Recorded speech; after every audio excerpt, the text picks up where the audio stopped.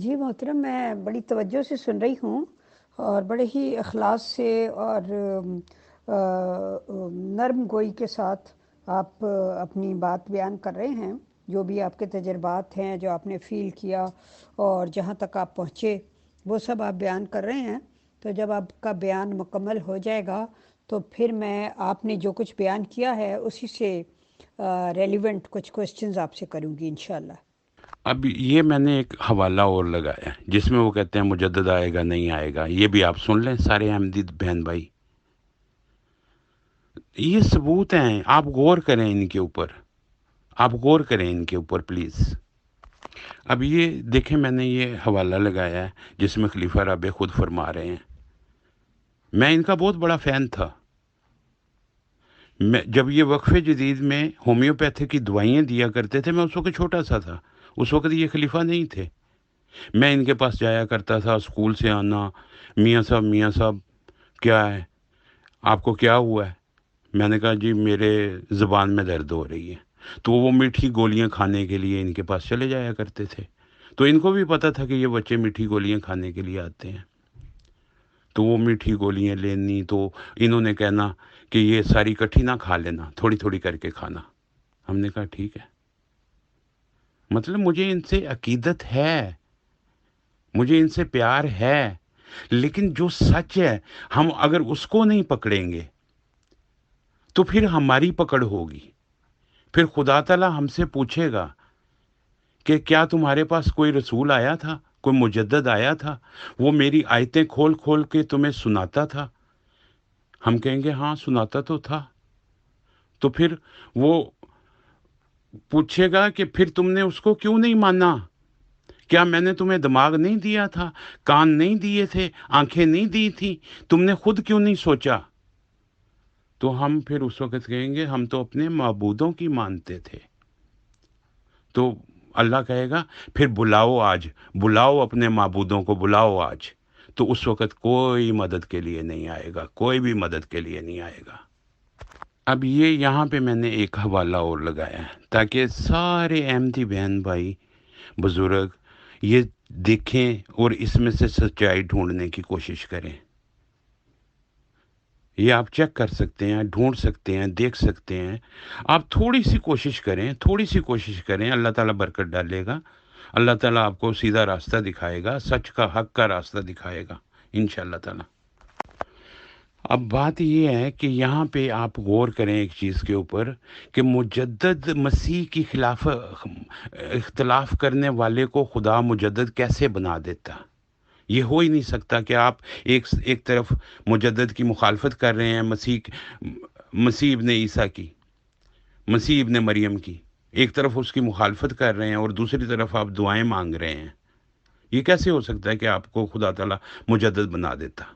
یہ تو خدا تعالیٰ کی مرضی ہے کہ وہ جس کو جو چاہے بنا دے، کسی کمزور کو کسی طاقتور کے سامنے کھڑا کر دے۔ وہ ابابیل والا قصہ نہیں آپ نے پڑھا کہ کیسے ہاتھیوں کو انہوں نے وہ پتھر کی کنکریوں سے، جن کے اوپر وہ جراثیم لگے ہوئے تھے، ان کی وجہ سے ان کو ہلاک کر دیا۔ فرعون کو کیسے حضرت موسیٰ سے ہلاک کروا دیا۔ فرعون آخر پہ کہہ رہا تھا کہ میں خدا تجھے بھی مان گیا اور تیرے موسیٰ کو بھی مان گیا۔ تو اللہ نے کہا نہیں، اب دیر ہو گئی ہے، اب دیر ہو گئی ہے۔ اب یہ خطبہ بھی سنیں، اس میں سے بھی آپ کو شواہد ملیں گے۔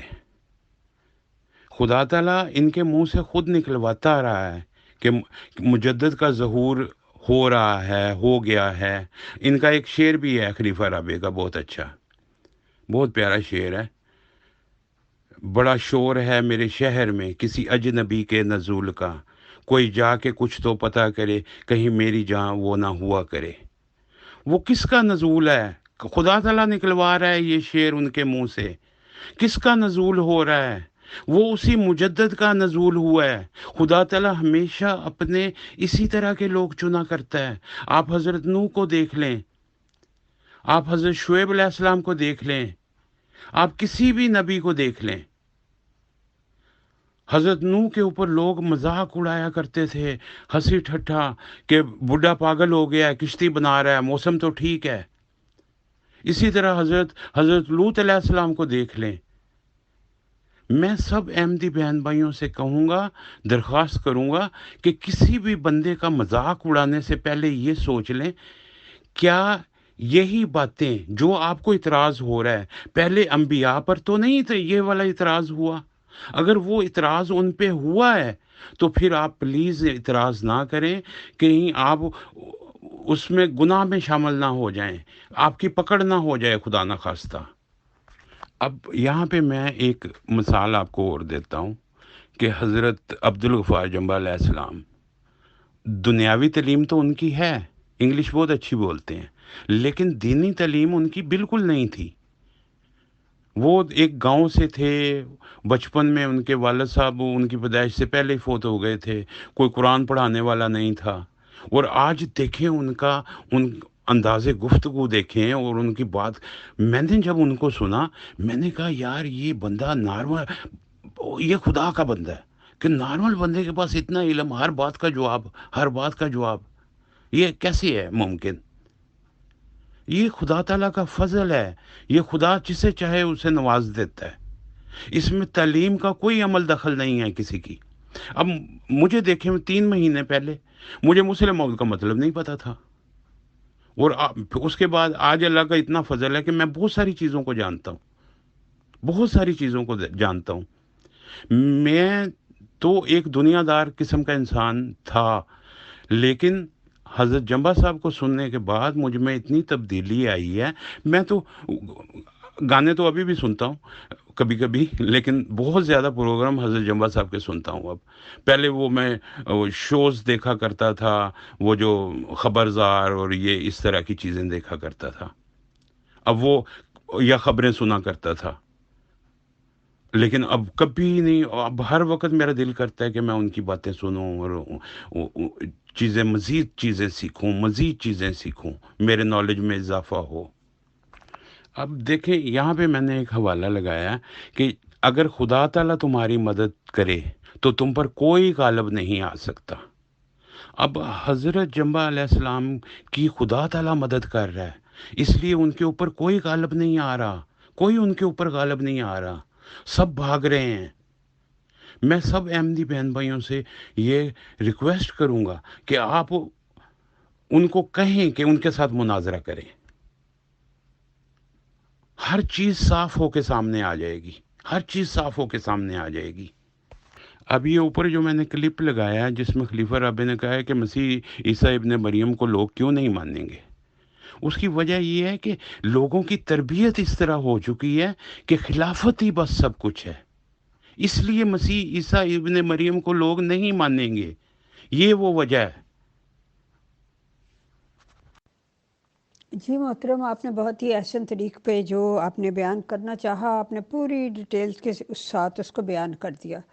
اب ہم کچھ سوالات آپ کے سامنے رکھتے ہیں.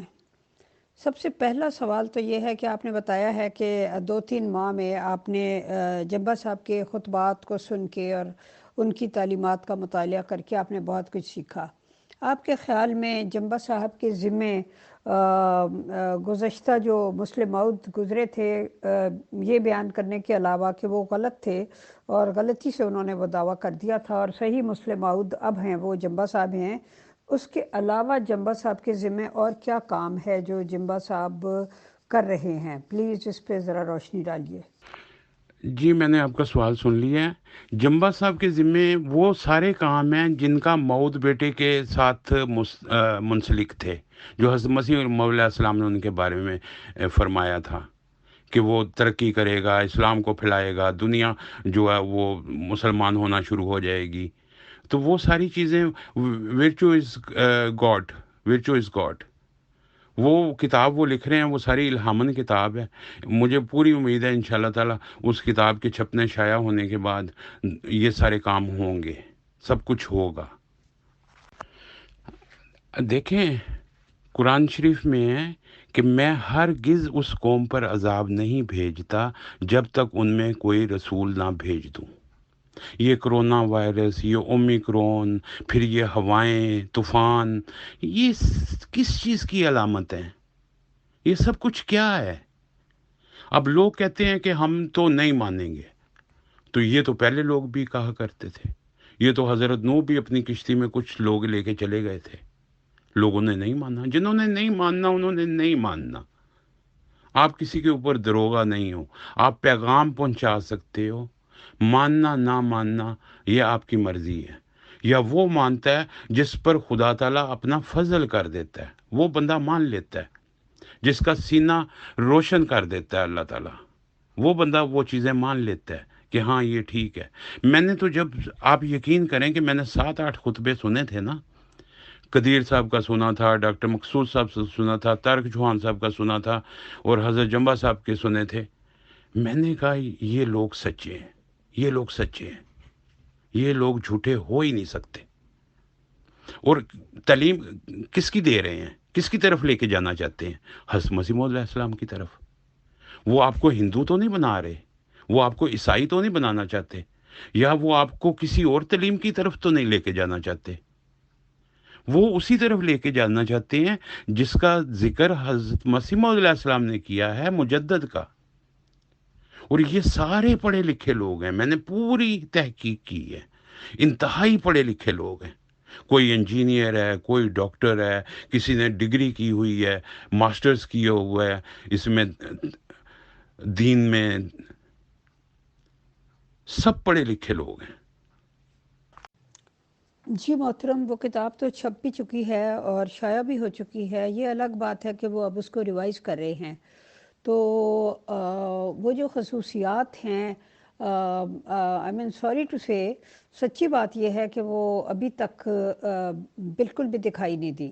ہاں, اس بات سے میں انکار نہیں کرتی کہ انہوں نے, جہاں تک پیشگوئی مسلم موعود کا تعلق ہے, وہاں انہوں نے دلائل سے جماعت احمدیہ کا منہ بند کر دیا ہے. اس حد تک تو میں مانتی ہوں, اس میں کوئی شک نہیں, دو رائے نہیں ہو سکتی, کیونکہ یہ لوگ ان کے سامنے کھڑے نہیں ہو سکے.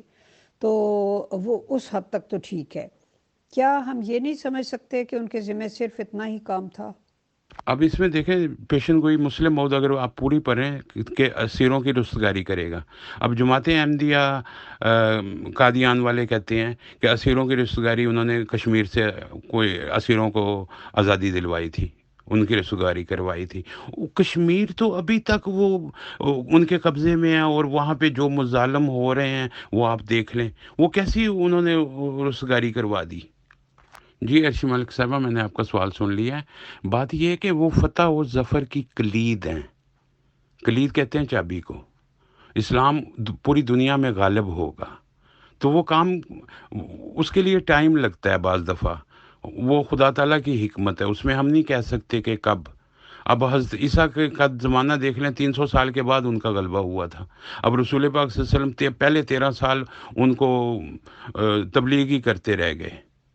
حضرت نوح کو آپ دیکھ لیں تو وہ اپنی کشتی لے کے چلے گئے تھے. اس میں آپ کوئی ٹائم فریم نہیں دے سکتے. ابھی وہ زندہ ہیں, ان کو ٹائم دینا چاہیے. اگر ان کی زندگی میں یہ نہیں ہوتا تو پھر ایک that will be a question mark, that will be a big question mark. اب حضرت موسیٰ علیہ السلام کی قوم پر 9-10 عذاب آئے تھے. اب یہاں پر دیکھیں تو 2 آ چکے ہیں. اب مزید اگر روکنا چاہتے ہیں تو سچائی کی طرف جانا پڑے گا. اب یہاں پہ دیکھیں, بات یہ ہے کہ ایک نشان ہی کافی ہوتا ہے گر دل میں ہو خوف کردگار. ایک نشان کافی ہے گر دل میں ہو خوف کردگار. اب اس میں آپ دیکھیں کہ رسول پاک صلی اللہ علیہ وسلم کو بھی فتح مکہ جو ہے وہ آخری سال میں ہوا تھا. تو اس لیے وہ آپ ٹائم فریم نہیں دے سکتے کسی کو. یہ نشانیاں ہی ہوتی ہیں جس کو آپ نے پہچاننا ہوتا ہے, دیکھنا ہوتا ہے. جی ارشی ملک صاحبہ, کوئی اور کویسچن آپ کا؟ جی محترم, اب میں چاہتی ہوں کہ ذرا ہم سوال جواب کا سلسلہ تیز کریں. تو اس میں آپ پلیز بے شک بریف جواب دیں, بہت ڈیٹیل میں بے شک آپ نہ جائیں, کیونکہ آپ کافی ڈیٹیل سے اوپر بیان کر چکے ہیں. اب آپ مجھے یہ بتائیں کہ جماعت احمدیہ جو اس وقت مشکلات کا شکار ہے اور لائک ہاٹ واٹرز میں ہے, اور میرا مطلب ہے اس ندا والی آڈیو لیک ہونے کی وجہ سے کافی قسم کے پریشرز کا سامنا کر رہی ہے, تو کیا اس کی وجہ یہ ہو سکتی ہے کہ انہوں نے مجدد کو جھٹلایا ہے؟ اب دوسری بات یہ ہے کہ یہ کہتے ہیں کہ انڈیا کو آزاد کروایا مسلم مود نے. انڈیا کو کیسے آزاد کروایا؟ انڈیا انڈیا کو آزاد، وہ تو قائد اعظم نے پاکستان بنایا، انہوں نے آزاد کروایا. ادھر کیا آزادی ہوئی ہے انڈیا میں؟ انڈیا میں وہ اس کا کیا تعلق ہے اس چیز کا؟ جی محترم، میرا اگلا سوال یہ ہے کہ آپ کے خیال میں عذاب اور ابتلا میں کیا فرق ہے، یا آپ یوں سمجھ لیں عذاب اور اس آزمائش میں کیا فرق ہے؟ بات یہ ہے کہ قوموں پہ تبھی عذاب آتے ہیں. قرآن میں لکھا ہوا ہے کہ جب رسول آئے، نبی آئے، تو قوموں نے ان کا انکار کیا، پھر ہی ان پہ عذاب آتے ہیں. یہ ان کی بھی مسئلہ بالکل ویسا ہی ہے اس وقت. اب یہ میں آپ کو مثال دیتا ہوں اس کی، کہ پہلے جو کچھ ہوا کرتا تھا، پہلے کوئی اتنی سی بات کرتا تھا اس کو جماعت سے نکال کے وہ مارتے تھے. تو اب میں نے تو 2 مہینے 3 مہینے ہو گئے ہیں، میں نے اعلان کر دیا ہوا ہے، بتا دیا ہوا ہے، میری طرف تو کوئی نہیں آیا. کیوں؟ اب وہ ان کے کاٹنے والے دانت نہیں رہے ہیں، اب وہ بات نہیں رہی ہے، اب وہ دم نہیں رہا ہے. ندا کو کیا ضرورت ہے الزام لگا؟ اب یہاں پہ میں آپ کو مثال دیتا ہوں کہ ندا خلیفہ رابع کی نواسی ہے. اگر آج خلیفہ رابع زندہ ہوتے، میں دعوے کے ساتھ کہہ سکتا ہوں کہ یہ پوری قوم نے ندا کی طرف ہونا تھا. لیکن آج وہ محمود شاہ صاحب کی سائیڈ لے رہے ہیں. جی ارشی ملک صاحب، ابتلا جو ہوتا ہے نا، وہ تو آزمائش ہوتی ہے، وہ تو نبیوں رسولوں پہ بھی آ جاتی ہے. تو جو عذاب ہے، وہ عذاب وہ ہے جو حضرت موسیٰ کی قوم پر 10 عذاب آئے تھے. یہ میں مثال اس کی یہاں پہ یہ دے دیتا ہوں آپ کو. جی ارشی ملک صاحبہ، میں نے آپ کا سوال سن لیا ہے. میں بالکل یہ سمجھتا ہوں کہ یہ جو کچھ ہوا ہے، کیونکہ قرآن شریف میں ہے کہ ایک پتا بھی خدا تعالیٰ کی مرضی کے بغیر نہیں ہلتا. یہ ندا کا جو معاملہ ہے، یہ میں 100% میں سمجھتا ہوں کہ یہ سچ ہے. اس کی وجہ یہ ہے کہ میں ربوہ کے ماحول کو جانتا ہوں، جو سارا سسٹم جانتا ہوں. اب جو یہ مثالیں دی جا رہی ہیں کہ جی حضرت عائشہ پہ بھی الزام لگا تھا، زلیخا نے بھی یہ کیا تھا، وہ حضرت عائشہ پہ الزام لگا تھا. حضرت عائشہ نے نہیں کسی پہ الزام لگایا تھا. زلیخا کون تھی؟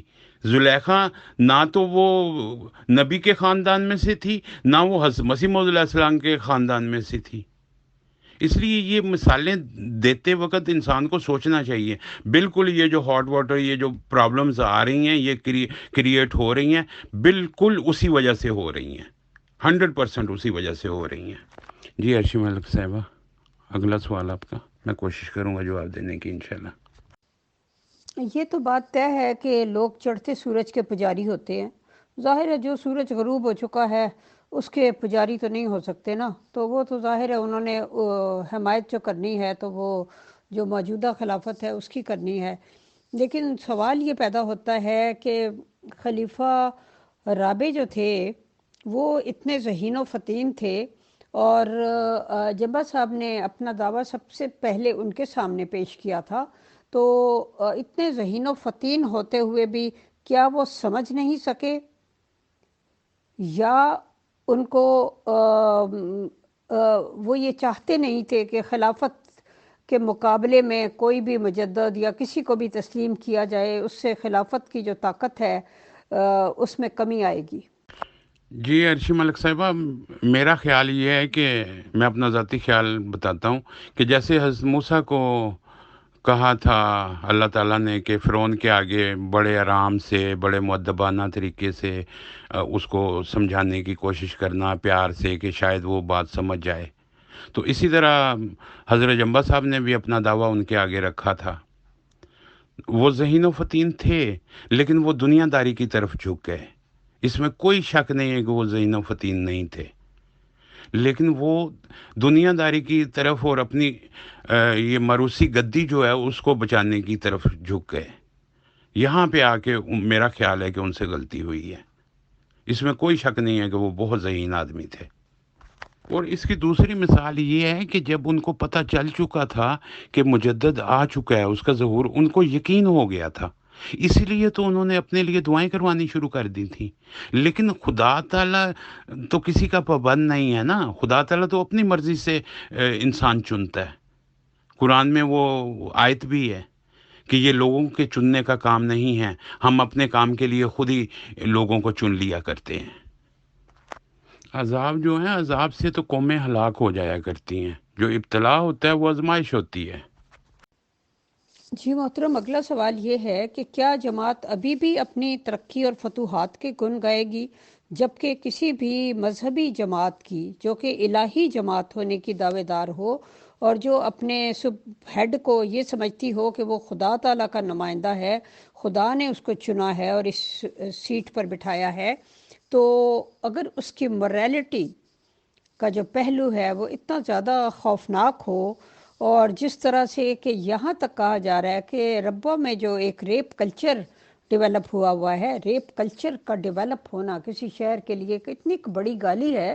فردن تو واقعات ٹھیک ہے، دنیا میں ہر جگہ ایسے ہوتے رہتے ہیں، لیکن کسی پورے شہر کے اوپر یہ الزام کہ ریپ کلچر ہے وہاں پر، تو اس طرح کی جب موریلٹی پر الزام آ جاتے ہیں، اخلاقیات تباہ ہو گئی ہوتی ہیں، تو اس کے بعد کس منہ سے انسان یہ دعویٰ کر سکتا ہے کہ ہم وہ جماعت ہیں جو دنیا کو پاکیزگی اور پارسائی عطا کرنے کے لیے آئی ہے دنیا میں؟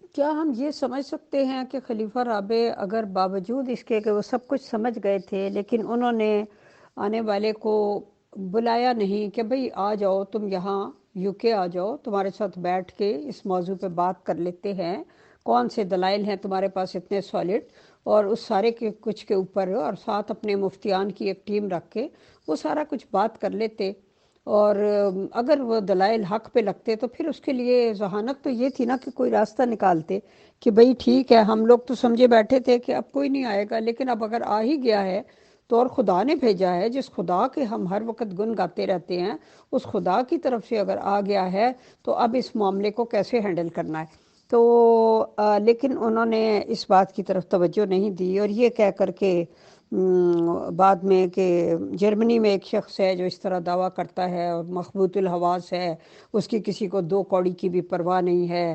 اور اب دیکھیں، اللہ تعالیٰ معاف کرے، اللہ تعالیٰ معاف کرے، جو انسان کے سخت بول ہوتے ہیں وہ کئی دفعہ آگے آ جاتے ہیں. تو اب انہی کی نواسی بیٹی پر اس قسم کے الزامات سننے میں آ رہے ہیں کہ جو مطلب ہے کہ بہت تکلیف دہ ہیں.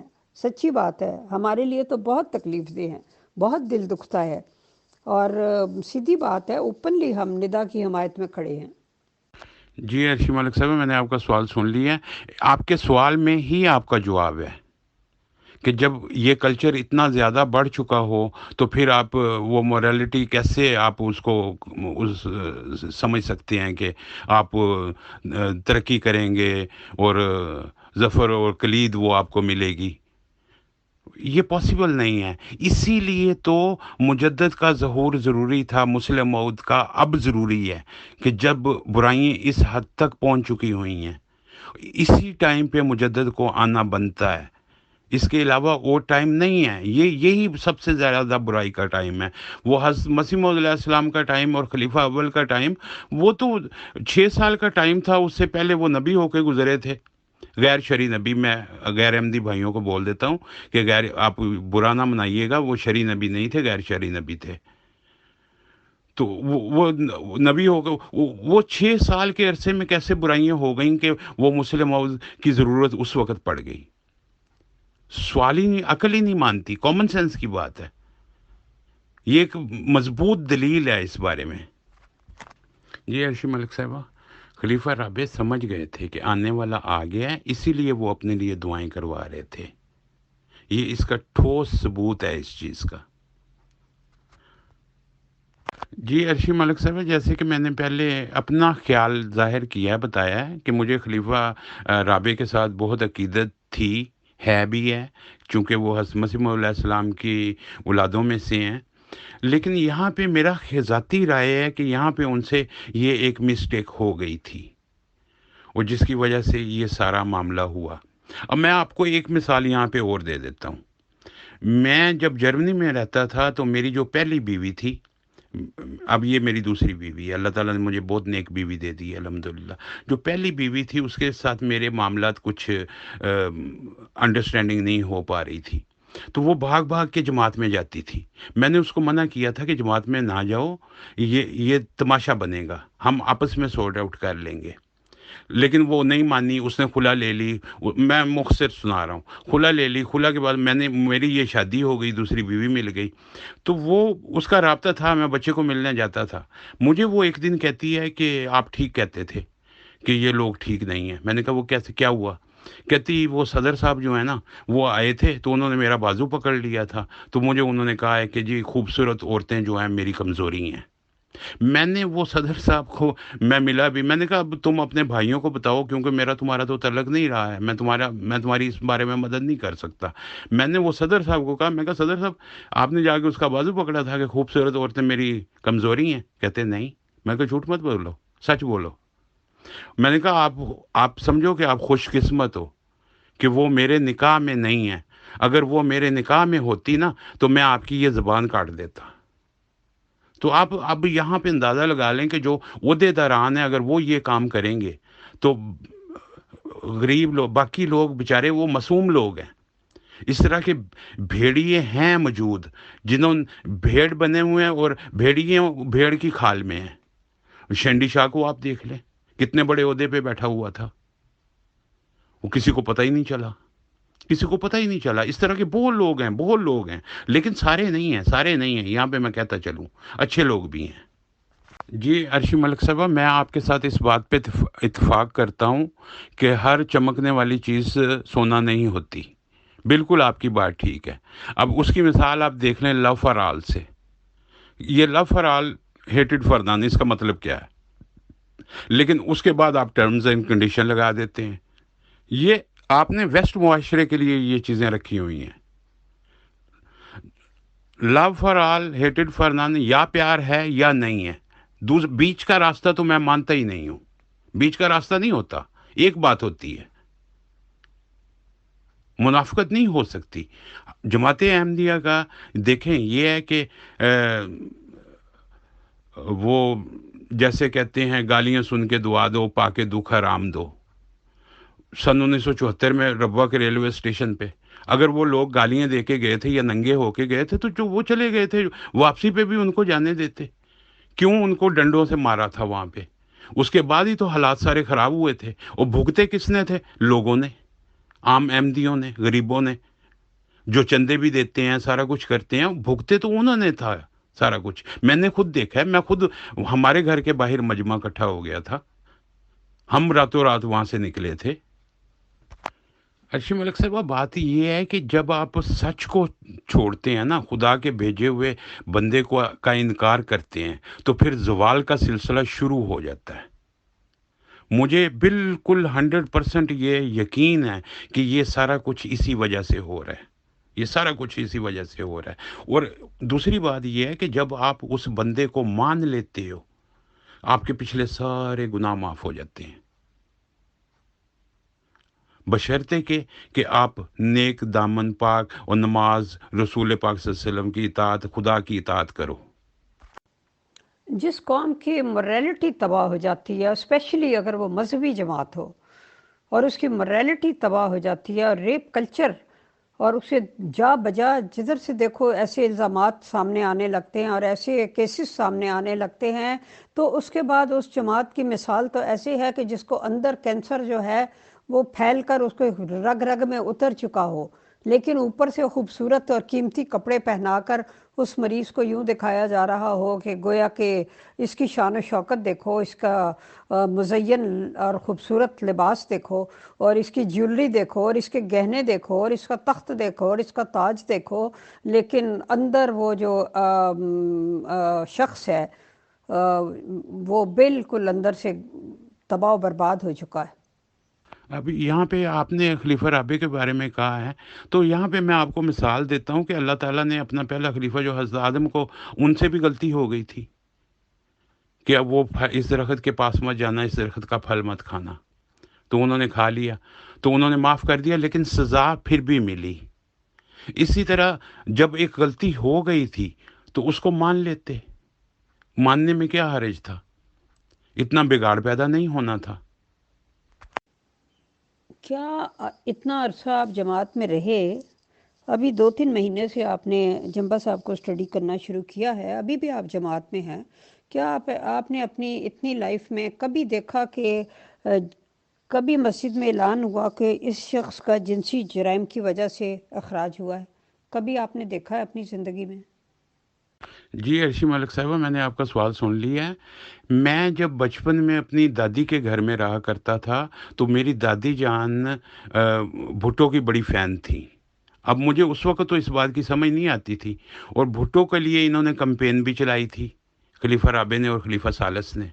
اب یہاں پہ میں آپ کو ایک بات بتاتا چلوں کہ حضرت مسیح موعود علیہ السلام نے منع کیا تھا کہ سیاسی کاموں میں حصہ نہیں لینا میاں عزیز صاحب کو، جو ان کے پوتے تھے، میاں سلطان صاحب کے جو بیٹے تھے، ان کو نظام جماعت سے علیحدہ کر دیا تھا کہ آپ کوئی کسی جماعت کے کام میں حصہ نہیں لے سکتے جب تک آپ وہ سیاست نہیں چھوڑتے۔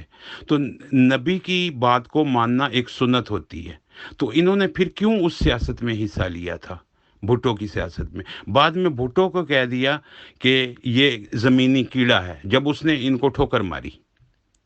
اچھا، اب یہ کہتے ہیں کہ جی ہم نے بھٹو نے ہمیں کہا تھا کہ ٹیچ دیم اے لیسن، کہ جو واپس آئیں گے تو teach them a lesson.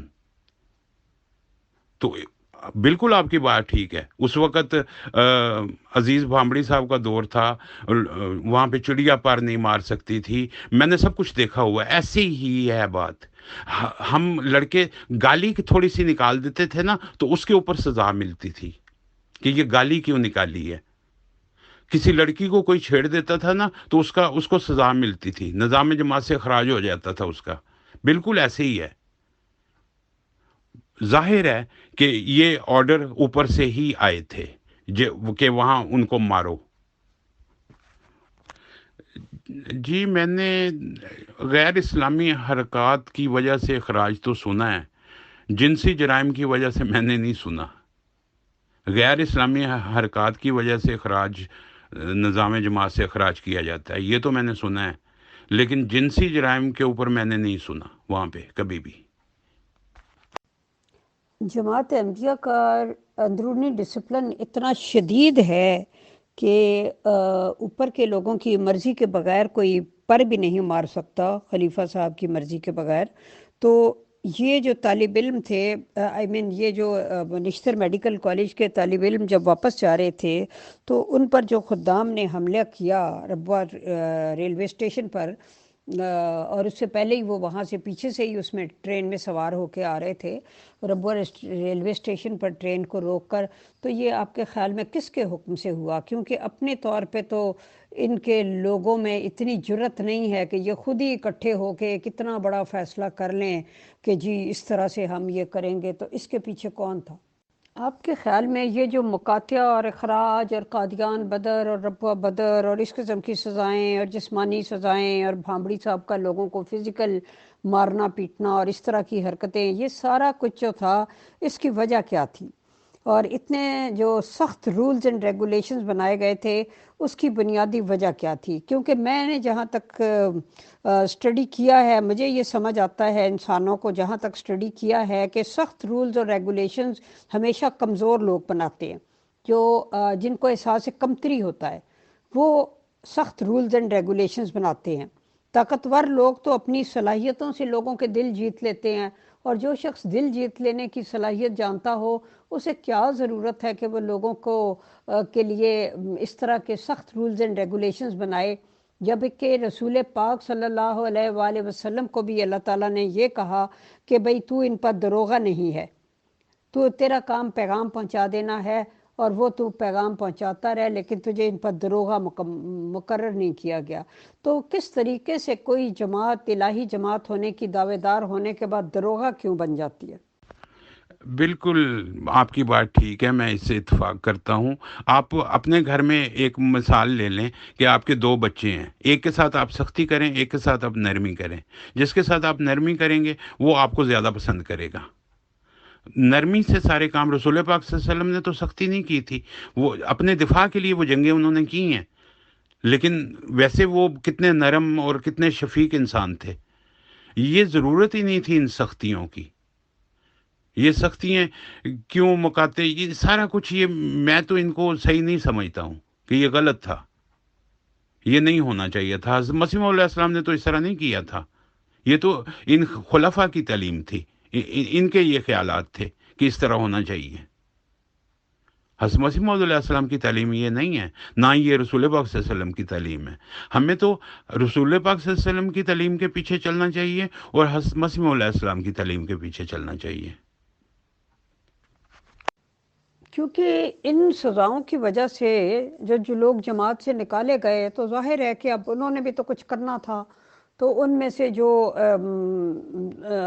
Energetic لوگ تھے، کچھ تو بیچارے رو دھو کے چپ ہو گئے، کچھ کو ہارٹ اٹیک ہو گیا، کچھ کو سٹروک ہو گیا، کوئی مرمرا گئے، کسی نے گمنامی کی زندگی گزار لی. لیکن کچھ لوگوں نے جب وہ ایکٹیو ہوئے تو پھر انہوں نے ان کے خلاف محاذ بنایا، جس میں پھر اب وہ کیا کرتے، وہ اس نظام کے خلاف لڑنا شروع ہوئے. تو انہوں نے بیچ میں ہی مرزا غلام احمد قادیانی صاحب کے بھی پھر دعووں پہ پھر انہیں A to Z سارا ہی انکار کرنا تھا، کیونکہ مسلمانوں نے تو انہیں آدھا قبول نہیں کرنا تھا. لہٰذا اس سے مرزا صاحب کے مشن کو ناقابل تلافی نقصان پہنچا اگر اس کو دیکھا جائے تو. اور وہ بھی پہنچا جماعت کے اپنے لوگوں کے ہاتھوں، اپنے جو خلافت کے دعوے دار تھے، جو ان کا مشن آگے لے کے چلنے کے دعوے دار تھے، ان کے ہاتھوں جو مرزا صاحب کے مشن کو ناقابل تلافی نقصان پہنچا. کیونکہ دوسرے لوگوں نے پھر ان پہ تو جو حملے کرنے تھے سو کرنے تھے، وہ مرزا صاحب پہ باہر نکالے ہوئے لوگوں نے مرزا صاحب پہ بھی حملے شروع کر دیے، اور ان کے اندر کی جتنی جو اخلاقی حالت تھی وہ باہر بیان کرنی شروع کر دی. تو یہ بہت زیادہ افسوسناک ہے، اور غلط پالیسیاں، غلط فیصلے، اور وقت کے ساتھ ساتھ اس کی کوئی اصلاح نہیں کی گئی ان چیزوں کی. اور سوشل میڈیا کا دور آ گیا، دنیا 21ویں صدی میں داخل ہو گئی، اور ان کے اندر مطلب ہے کہ یہ صلاحیت نہیں تھی کہ اس 21ویں صدی کے حساب سے اپنے نظام کی کو ذرا اس کو رینیو کر سکتے. تو اسی کے اوپر بیٹھے رہے، زیادہ سے زیادہ سیاسی جوڑ توڑ کرتے رہے کہ بس ہم اس طرح کوئی شارٹ کٹ مار کے کچھ آگے پہنچ جائیں. اور اب بات یہ ہے کہ جو مسلم موعود جس وجود کا وعدہ کیا گیا تھا، اس نے تو اسلام کو دنیا کے کناروں تک پہنچانا تھا، اور یہ خود دائرہ اسلام سے خارج ہو کے بیٹھے ہوئے ہیں. اس کی وجہ کیا ہے؟ کیونکہ بھٹو کے تعلقات تھے خلیفہ رابع کے ساتھ، یہ ان کو ملتے جلتے تھے، اور بھٹو کو انہوں نے ہی بتایا تھا کہ جو نظام جماعت کی پابندی نہیں کرتا ہم اس کا اخراج کر دیتے ہیں. بھٹو نے انہی سے سیکھا تھا، اور وہی کام اس نے پارلیمنٹ میں جا کے کر دیا. اس نے کہا چلو تسی تو چھٹی کرو نا، دائرہ اسلامی چوئی خارج. انہی سے سیکھا تھا، اس نے انہی سے سیکھا تھا. جب وہ زمینی کیڑا تھا تو ان کو تو الہام ہوتے تھے، یہ خدا تعالیٰ سے دعا کر کے پوچھ لیتے کہ ہم اس کی مدد کریں یا نہ کریں. دس از اے بگ کوشچن مارک. جی میں جب وہاں پہ میں نے کام کیا ہے نا، میری تو سوچ کچھ اور تھی. میں جب باہر سے دور سے دیکھتا تھا تو میں سوچتا تھا کہ دیکھو یہ کتنے عظیم لوگ ہیں جنہوں نے اپنی زندگیاں وقف کی ہوئی ہیں، اپنی قربانی دی ہوئی ہے جماعت کے لیے، اسلام کے لیے، اور یہ اتنا کام کر رہے ہیں. لیکن جب میں وہاں پر گیا تو میں نے وہ منافقت دیکھی، بیک بائٹنگ دیکھی، اور حقارت دیکھی اپنے سے چھوٹے کے ساتھ. اب میں آپ کو ایک مثال دے دیتا ہوں اس کی، جو میں ڈس ہارٹ ہوا. میرے جو سسرال ہیں وہ یہاں پہ انگلینڈ میں ہی رہتے تھے. میرے فادر ان لا جو ہیں وہ ان کو کینسر تھا اور ڈاکٹروں نے جواب دے دیا ہوا تھا. وہاں کے جو انچارج تھے میں نے ان سے چھٹی مانگی کہ مجھے چھٹی دیں کیونکہ ڈاکٹروں نے جواب دے دیا، میں نے اپنی وائف کو ان کے پاس لے کے جانا ہوتا ہے. تو وہ کہتے نہیں آپ کو چھٹی نہیں مل سکتی، آپ نے پہلے درخواست دینی تھی. میں نے کہا میں نے آپ کو درخواست بھیجی تھی، آپ کے واٹس ایپ. کہتے کہاں بھیجی تھی؟ میں نے کہا آپ کے واٹس ایپ پہ بھیجی تھی. کہتے میرا تو واٹس ایپ ہی نہیں ہے. میں نے ان کو اپنے موبائل سے ان کی واٹس ایپ، ان کے نمبر کا واٹس ایپ، ان کی تصویر دکھائی، اور وہ بلیو ٹک ہوئے تھے. میں نے کہا یہ دیکھیں. میں نے کہا آپ جھوٹ کیوں بولتے ہیں؟ اگر آپ نے پڑھا نہیں ہے تو یہ ایک علیحدہ بات ہے، ہو سکتا ہے آپ نے یہ پڑھا نہ ہو یا آپ نے اس کو اگنور کر دیا ہو، لیکن آپ یہ کیوں کہتے ہیں کہ میرا تو واٹس ایپ ہی نہیں ہے؟ مطلب اس طرح کے جھوٹ اور شام کے وقت چلتے ہوئے وہاں پہ ایک دوسرے کے خلاف باتیں ہو رہی ہیں، اور وہ دو آدمی جا رہے ہیں، وہ تیسرا جو سن ہی نہیں رہا تو اس کے خلاف باتیں کر رہے ہیں. تو میں کہا یہ میں کہاں پھنس گیا ہوں میرے اللہ، مجھے یہاں سے نکال. یہ اس کی ایک دو مثالیں تھیں، یہ ایک دو چیزیں یہ تھیں. اور اس کے علاوہ ہیں بے شمار. مجھے کسی کی ذاتی زندگی پہ اٹیک کرنے کا شوق نہیں ہے کہ جب وہ سن نہیں رہا ہے یا سنے گا بعد میں. ہاں، جس کو اعتراض ہے وہ مجھے کرے بات، میں اس کے منہ پہ بات کرنے کے لیے تیار ہوں، کیونکہ میں جھوٹ نہیں بول رہا ہوں، میں سچ بول رہا ہوں. صادق کبھی نہیں ڈرتا ہے، ہمیشہ مخنث بھاگتا ہے، صادق نہیں بھاگتا. جی، دوسری بات یہ ہے کہ میں تو جرمنی میں بھی رہا ہوں، میرا ٹرانسپورٹ لاجسٹک کا کاروبار تھا. گاڑیاں ڈالی ہوئی تھیں میں نے ٹرانسپورٹ لاجسٹک میں، اور ٹیکسیاں بھی تھیں. میرا وہاں پہ مہینے کا میں 8-9 ہزار یورو کماتا رہا ہوں، اور اس کے بعد میں انگلینڈ میں بھی 4-5 ہزار پاؤنڈ تک کماتا رہا ہوں. تو ادھر میں 700 پہ لگا ہوا تھا. آپ سوچیں، ایک بندہ 9 ہزار 5 ہزار پاؤنڈ کما رہا ہے، اور پھر وہ اس کو ایک وقت ایسا آ جاتا ہے کہ اس کو 700 پہ کام کرنا پڑتا ہے، اور ٹکے ٹکے کے آدمی کی بات سننی پڑتی ہے. تو وہ کہے گا نا کہ میں کہاں پھنس گیا ہوں. تو اسی لیے تو میں نے پھر وہ گیٹ وے کے ایریے کا ٹیکسی کا لائسنس کیا، اور پھر میں نے وہ سیکیورٹی کا لائسنس کیا، اور میری جان خلاصی ہوئی وہاں سے، میری جان چھوٹی. اب وہی انچارج جو تھے جن کو میں نے چھٹی کی درخواست کے لیے کہا تھا، تو وہ مجھے کہتے ہیں تم کر کے توں. میں کہا دیکھیں، آپ پڑھے لکھے آدمی ہیں، آپ تمیز سے بات کریں، یہ توں اچھا نہیں لگتا. پنجابی میں بات ہو رہی تھی، اب میں وہ پنجابی میں ہی سنا دیتا ہوں، کیونکہ اردو میں وہ بات اس طرح بنے گی نہیں. کہندے نہیں، میں تینوں تو ہی کہنا. میں کہ تسی منو تو نہیں کہنا، تسی منو تسی کر کے بلاؤ، جس طرح میں تانوں بلا رہا، تسی پڑھے لکھے آدمی ہو. نہیں، میں تو ہی کہنا. پھر میں نے اس کو کہا کہ میں کہ ہن تو منو تو کیا نا، تو میں تینوں چپیڑا ماراں گا ایتھے. جب میں نے یہ کہا نا، تو پھر انہوں نے کہا تسی ہن اپنی نوکری دا بندوبست کر لو. میں نے کہا بھاڑ میں کہیں نوکری، میرے پاس تو 2 لائسنس جیب میں تھے. میں وہاں سے گیا، جا کے ادھر ٹیکسی چلانی شروع کر دی، نئی کار خریدی اور ٹیکسی چلانی شروع کر دی. تو یہ ساری چیزیں ہیں. کون متقی لوگ اس طرح کی باتیں کرتے ہیں؟ اس طرح کا ان کا بیہیویئر ہوتا ہے اپنے لوگوں کے ساتھ. جی بالکل بالکل، اس طرح کے اس جاہل لوگ جو ہیں نا وہ ہر جگہ بھرے پڑے. تو خیر، اب میں آپ سے لاسٹ سوال کرتی ہوں. وہ میں آپ سے یہ پوچھنا چاہتی ہوں کہ محترم جناب خلیفہ صاحب جو ہیں، وہ جماعت کے جو بھی کوئی ریسنٹ ایشوز ہوتے ہیں یا برننگ ایشوز ہوتے ہیں، ایک لیڈر کا کام ہوتا ہے کہ ان ایشوز پہ بات کرے، تاکہ جو عوام ہیں، رعایا ہے، لوگ ہیں، وہ کچھ ان کو کوئی گائیڈنس ملے، وہ کوئی سیٹسفائیڈ فیل کریں، انہیں کچھ اطمینان ہو. لیکن وہ ان پر بات کرنے کی بجائے 1500 سال پرانے تاریخی واقعات بیان فرماتے رہتے ہیں. اس کی کیا وجہ ہے آپ کے خیال میں؟ باقی اب یہ ہے کہ جمبا صاحب کی طرف میں اس لیے گیا ہوں کہ ان کے پاس دلیل ہے، قرآن ہے، حدیث ہے، ان کے پاس ٹھوس ثبوت ہیں. اگر یہ سمجھتے ہیں کہ وہ جھوٹے ہیں تو ان کے ساتھ مناظرہ کریں. یہی میں سب احمدی بہن بھائیوں کو، بزرگوں کو کہتا ہوں کہ ان کو انسسٹ کریں کہ ان کے ساتھ مناظرہ کریں. میں تو چاہتا ہوں کریں، ایک دفعہ کریں، اور لائیو ہو پروگرام، ساری جماعت سنیں، ساری دنیا سنیں. سچ سامنے آ جائے گا، جھوٹ سامنے آ جائے گا.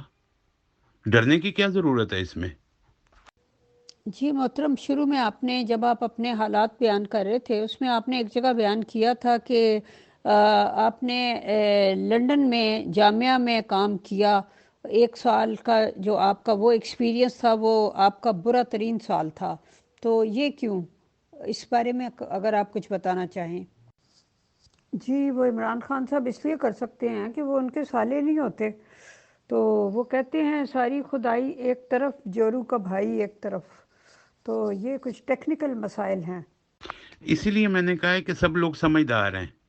آپ نے وہ جواب دے دیا جو میں نے پہلے کہا ہے کہ سب لوگ سمجھدار ہیں، آپ نے خود ہی اس کی تائید کر دی ہے۔ جی محترم جناب اکبر خان صاحب، آپ کا بہت بہت شکریہ۔ 2 گھنٹے ہو گئے ہمیں آپ کے ساتھ گفتگو کرتے ہوئے، اور بہت ہی آپ نے تفصیل سے اپنا جو بھی آپ کے خیالات تھے وہ آپ نے بیان کیے، اور ہمارے سوالات کے بھی خوش اسلوبی سے جواب دیے۔ اگر کوئی سوال آپ کو اچھا نہ لگا ہو اور آپ کو اریٹیٹنگ لگا ہو تو اس کے لیے میں معذرت چاہتی ہوں۔ تو تہہ دل سے میں آپ کی شکر گزار ہوں۔